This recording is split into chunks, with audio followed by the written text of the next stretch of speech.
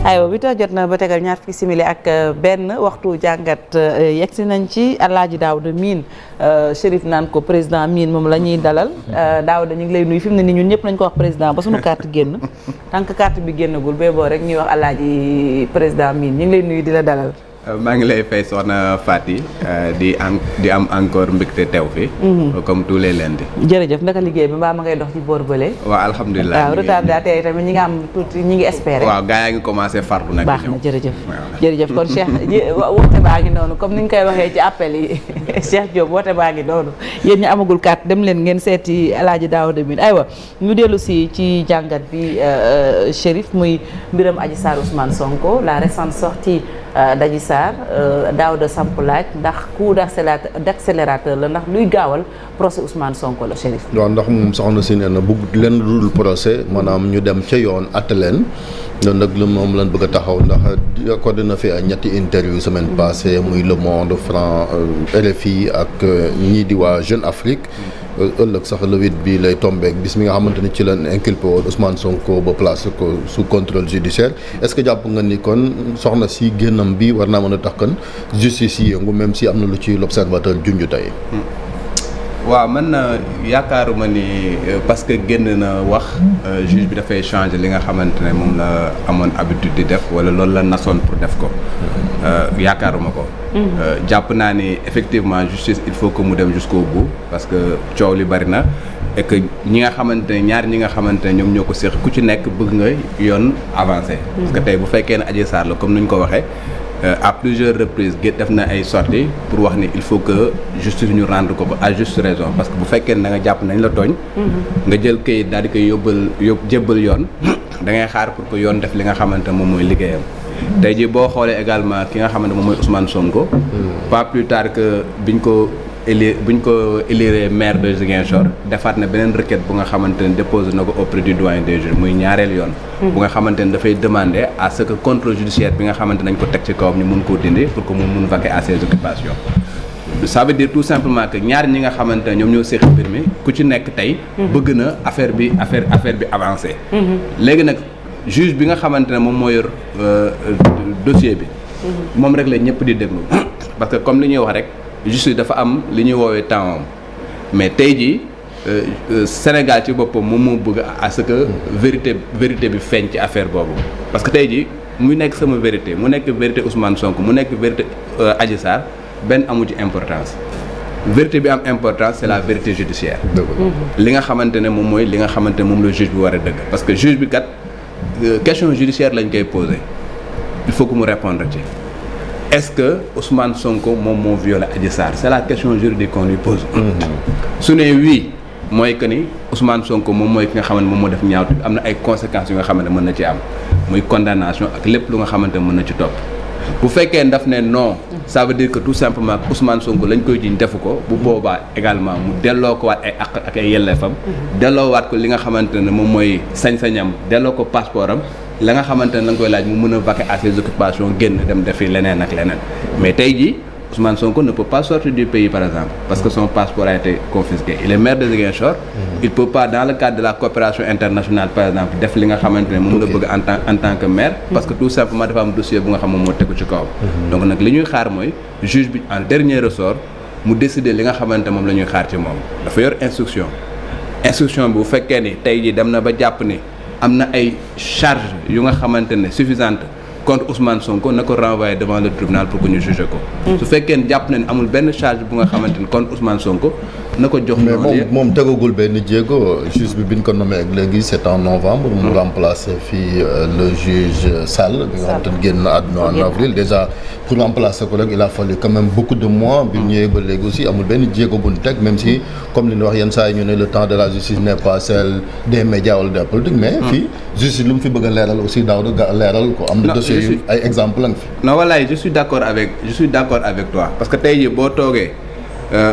nga ne dafa bëri ay dossiers loolu moo tax peut-être dossier bi avancé wul boo ko xoolee ci angle boobu mën nga ko am na ñu nga xamante mën nañ xalaate loolu. parce que tey boo demee ci cabinet d'instruction bu doyen des juges da nga fay fekk presque 600 dossiers. 600 dossiers. 600 dossiers yu nga xamante ne pratiquement ñu ci bëri ñi nga xamante ne ñoom la dossiers yooyu concerné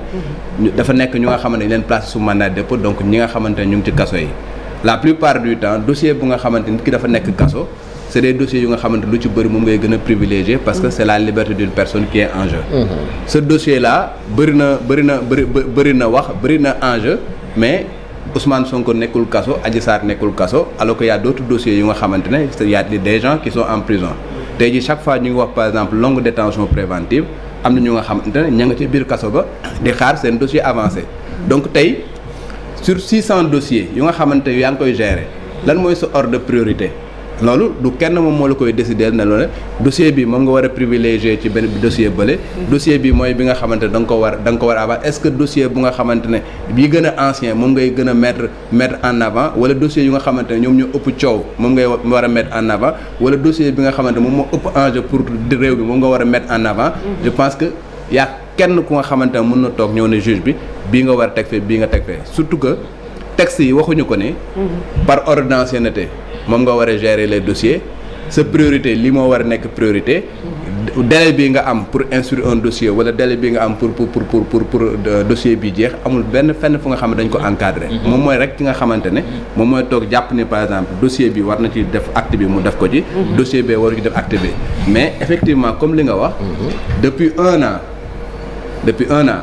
on a inculpé quelqu'un entendre ñu ko sax dans le fond du dossier amul benn acte de procédure bu nga xamante def nañ ko te loolu nag nekk na lu nga xamante ne nit ñi yaakaar ne quand même on doit poser un certain nombre mais fi jamono toll est-ce que quand même jotul ñu vider le dossier parce que Ousmane Sonko li gars yi di wax moom tamit dafa soxla ñu àtte ko parce que nee na liñ ko teg ay tuuma la complot la donc fan la problème bi amee bu fekkee ne kenn ku ne si ñoom yàkkamte nga ñu àtte la lan moo tax mbir mi di yeex non foofu laay waxee loolu ci juge bi la rek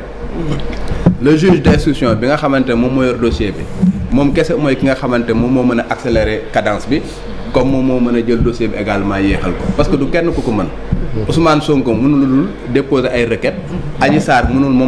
moom tamit à travers ses avocats demander ñaax ki nga xamante ne moom mooy juge bi pour que mu avancer ci dossier. est-ce que du déni aussi Daouda parce que lii aussi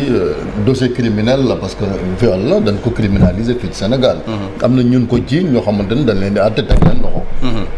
waaw mais xam nga dossier bi c'est vrai que crime la mais dossier bi depuis le départ da nga dégg sax ay juge ay yenn avocats yu nga xamante ne naam dañu jege sax Ousmane Sonko ñu lay wax ni ci traitement dossier bi amuñu habitude doon gisee ñu traité dossier bu mel nii comme ni ñu ko traité parce que la plupart du temps li nga xamante ne dañ ko considéré comme crime bu ñu inculpé ne dañ koy place sous mandat de dépôt te bu affaire Ousmane Sonko gisuñu loolu gisuñu par exemple ku nga xamante ne dañ la inculpé pour viol nga xamante ne mu nekk crime ba pare jox la defal le contrôle judiciaire sur énormément de dossiers yu nga xamante ne mu ngi fi je pense que dossier Ousmane Sonko boobu moom moo nekk bu nga xamante ne dañ ko inculpé place ko sous contrôle judiciaire li ko waral nag mooy effectivement coow li nga xamante ne amoon na pëccëxoo bi nga xam ne amoon na ci réew mi avec ñi nga xamante ne les morts qu'il y avait ak dëkk bi nu mu caxasoo loolu moo taxoon peut-être voilà mais justement Daouda foofu laa doon jëm est-ce que fi mu nekk nii ce n'est pas le bon moment pour ñu def procès bi parce que yaa ngi koy xam nga justice bi c'est vrai que temps boppam la yor mais aussi nu mu tuddati environnement réew tamit da koy influencer comme ni nga ko waxee pëcc xoo boobu taxoon na ba ñu toxal yëf yi mais fi mu nekk nii ñi ngi dugg ci ay échéances fii ak quelques weer ñu dem ci élection législative yi après ci présidentielle yi la ñu jëm te boobaa soo ñëwee à quelques mois de l'élection présidentielle nga bëgg a organiser procès bu mel nii tamit est-ce que du gën a jafe non man je suis d'accord avec toi que ni war nañ vider dossier bi mais vider dossier parce que fi mu toll nii on ne peut pas parler encore de procès parce que instruction bi sax demagul l'instruction te posé wuñu benn acte bu dul dañu entendre ki nga xamante ne moom mooy Adji Sarr et on rappelle que Adji Sarr bañ koy entendre juge deuxième cabinet huitième cabinet astafurlah moom moo ko entendroon ki nekkoon huitième cabinet après désaisir du dossier voilà muy Mamadou Seck ñu jël dossier bi jox ko doyen des juges muy Samba Sall en son temps le défunt yàlla na ko yàlla yaram voilà ki nga xamante ne moo nekkoon huitième cabinet léegi mu ngi deuxième cabinet depuis boobu amul benn acte bu nga xamante ne defaat nañ ko même Adji Sarr bi ki ko entendroon huitième cabinet la le doyen des juges actuel entendul Adji Sarr pour mu confirmer li nga xamante moom moo nekk plainte am Ousmane Sonko budul par exemple inculpation bu nga xamante ne defoon nañ ko en mars 2021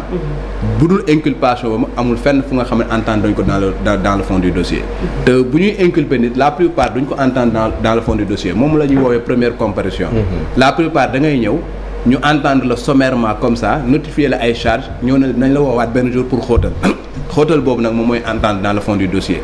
léegi nag loolu nag sur la base de cela après ci ngay mën a li ñuy wax instruire à charge et à décharge maanaam justice dafa am dafa am ñetti volet quoi enquête préliminaire ba ci affaire Ousmane Sonko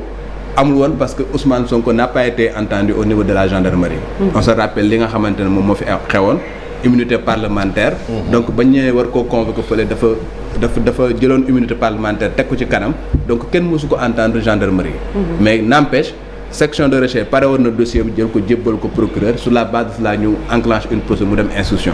deuxième phase bi nag moom mooy instruction bi ki nga xamante ne moom mooy juge bi il a l'obligation d'instruire à charge et à décharge mooy lan il faut que mu ut ay charge parce que tey bu ñu nee Ousmane Sonko dañ ko jiiñ que ni dafa violé il faut que mu am ay éléments yu nga xam da koy chargé pour mën ko renvoyer devant le tribunal pour que ñu juger ko su amul ay éléments à charge il a l'obligation de donner un non-lieu il a l'obligation il faut que mu am ay charges suffisantes pour renvoyer ko devant la juridiction de jugement su amul des charges suffisantes dafa war a def non-lieu donc foofu lañ toll léegi nag pour que mu ñu xam ne am na charge suffisante ou pas il faut que mu def ay actes de procédure il faut que mu entendre Ousmane Sonko il faut que peut-être mu demander waa section de ñu def ay enquêtes supplémentaires yu nga xamante parce que dans le cadre de son dossier mën na joxe li ñuy woowee délégation judiciaire ki nga xamante ne commencé woon na enquête bi mu joxaat ko délégation judiciaire pour que mu xóotal est-ce que joxe na délégation judiciaire boobu j'en sais absolument rien je sais une chose depuis que ñu inculpé Ousmane Sonko placé ko sous contrôle judiciaire ba tey ji woowuñu Ousmane Sonko entendre ko Adji Sarr kenn woowaatu ko dossier bi dafa mel ni comme dafa contrôle moom est-ce que am na àpp sax maanaam amul àpp loolu mooy kii bi autant amul àpp que ni juge d'instruction bi yow délai bi nga am pour jeexal sa instruction autant contrôle judiciaire ba mu teg ci Ousmane Sonko également waxuñu ko ni délai bi bu fekkee dafa dépassé dafa ko war a dindi amul donc ce qui fait que tey Adji Sarr ma nga toog di xaar Ousmane Sonko également mi ngi toog di xaar Sénégal yëpp ñu ngi toog di xaar y a que le juge moom moo mën a peut-être yeewi askan bi. Alors à la base Daouda Adji Sarr elle n'a pas commis peut-être une erreur en déposant une plainte contre X. Est-ce que loolu du doon benn obstacle ci procédure bi. non Adji Sarr n'a pas porté plainte contre X. Adji Sarr bi muy porté plainte dans sa plainte c'est voilà Ousmane Sonko le visé. Voilà Ousmane Sonko le visé expliquer les conditions dans lesquelles d'après moom la affaire yi amee expliquer ni bu muy ñëw foofu ay armes ak tout cela. Elle a bel et bien cité Ousmane Sonko ci plainte bi nga xamante moom la déposé woon au niveau de la section. Voilà léegi Adji Sarr ci interview am bu ma mujj def mi ngi wax ni que dafa bëgg a génn réew mi bëgg maanaam. gàddaay. loolu su ko defee procès bi fan lay mujjee. waaw parce que man ci interview wax dëgg yàlla li ma ci comprendre que ni sorteem bi c'est plus parce que dafa bëgg génn réew mi. que dafa bëgg dossier bi avancé. man lecture boobu laa ci am. parce que moom ci sortie bi daaw da dëgg li nga wax nee na gëmatul. c'est ça elle croit plus en la justice de son pays. parce que loolu laa gëm ci interview bi. que ni moom dafa dem ba nga xamante ne gëmatul justice su réewam. dem na ba nga xamante ne jàpp na ni que mu nekk pouvoir bi que mu nekk justice bi ñoom ñëpp dañu ragal Ousmane Sonko parce que dafa nekk nga xamante ku puissant la. et par conséquent amul lenn lu muy xaarati ci Sénégal dafa bëgg pour des raisons de sécurité et que pour que moom également parce que mi ngi nekk fii di végéter di nekk ci ay yenn tolof yu nga xamante ne elle préfère génn réew mi bu demee foofu. mais loolu su ko defee. ban état bi conséquence la am ci procédure bëgg organiser procès bi naka lañ koy defee ak ban conséquence la ci am. non moom laa lay xam nga Adji Sarr def na plainte am ba pare plainte entendre nañ ko ba pare. donc tey jii am na procès verbal d'enquête préliminaire bu nga xam ne section recherche moom moo fi nekkoon. am na audition bu nga xamante ne bu deuxième cabinet bu huitième cabinet bi mu defoon. dossiers yooyu daf fiy des même bu fekkoon ne demoon na peut-être li nga xamante ne moom la juge bi di am problème pour que mu def ko muy doon peut-être la confrontation. te même confrontation bu demoon par exemple ba juge bi identifier par exemple que ni mu ngi France wala mu nekk nangam ak nangam avec la coopération judiciaire am na li ñuy woowee commission rogatoire. c'est-à-dire que juge bi tey même bu fekkee nit ki nekk na extérieur mu bëgg ko entendre mën na par exemple envoyer une commission rogatoire benn juge bu nga xamante ne mi ngi foofu pour que mu defal ko à sa place. On l'a vu dans l'affaire Massata Diack lorsque le juge français xam nga a voulu entendre Pape Massata Diack qui était ici au Sénégal xam nga dafa envoyer une commission rogatoire ici et c'est le juge sénégalais moom moo entendre Pape Massata Diack ici à Dakar pour le compte du juge français. Donc sur le plan de la coopération internationale c'est des choses qui peuvent se passer donc loolu mënul nekk lu nga xamante moom mooy bloquer un dossier bu fekkee juge d'instruction dafa bëgg a continuer def correctement son mais statu quo bi nag nan la mën a def ci image justice Sénégal quand même. mais dafa